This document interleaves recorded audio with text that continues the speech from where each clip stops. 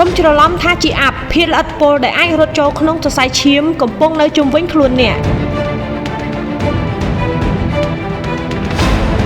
ភាគល្អិតនិចលដែលគេហៅថា PM 2.5 គឺជាភាគល្អិតនៅក្នុងខ្យល់ដែលមានអង្កត់ផ្ចិតតូចជាងឬស្មើ 2.5 មីក្រូម៉ែត្រដែលតូចជាងសរសៃសក់របស់មនុស្សយើងប្រហែល30ដងដោយសារតែវាតូចខ្លាំងភាគល្អិតទាំងនេះអាចចូលជ្រៅទៅក្នុងសួតនិងសរសៃឈាមវាបង្កគ្រោះថ្នាក់យ៉ាងធ្ងន់ធ្ងរដល់សុខភាពរបស់មនុស្សនិងបរិស្ថានការយល់ដឹងអំពីប្រភពនៃ PM 2.5 គឺជាចំណុចសំខាន់សម្រាប់ការរៀបចំគោលនយោបាយនិងសកម្មភាពដើម្បីកាត់បន្ថយការបំពុលខ្យល់វិធានការការពារខ្លួនពីផ្សែងពុល PM 2.5 តាមដានកម្រិតគុណភាពខ្យល់តាមរយៈ App Air Visual ឬ Page ក្រសួងបរិស្ថានពាក់ម៉ាស់ពេលចេញក្រៅរៀបចំបរិស្ថានរស់នៅបិទទ្វារបង្អួចឲ្យជិតនិងប្រើម៉ាស៊ីនចម្រោះខ្យល់បើអាចដាំដើមឈើជុំវិញផ្ទះដើម្បីជួយចម្រោះធូលីនិងផ្ដល់ខ្យល់ស្អាតកាត់បន្ថយហានិភ័យជៀសវាងការហាត់ប្រាណនៅទីវាលនិងឈប់ដុតសម្រាមដុតធូបឬបញ្ចេញផ្សែងខ្មៅពីយានយន្តពង្រឹងសុខភាពពីខាងក្នុងញ៉ាំទឹកឲ្យបានច្រើននិងបរិភោគអាហារដែលសម្បូរវីតាមីន C និង E ដើម្បីពង្រឹងប្រព័ន្ធការពាររាងកាយជាចុងក្រោយខ្ញុំសូមអរគុណបងប្អូនដែលបានទស្សនា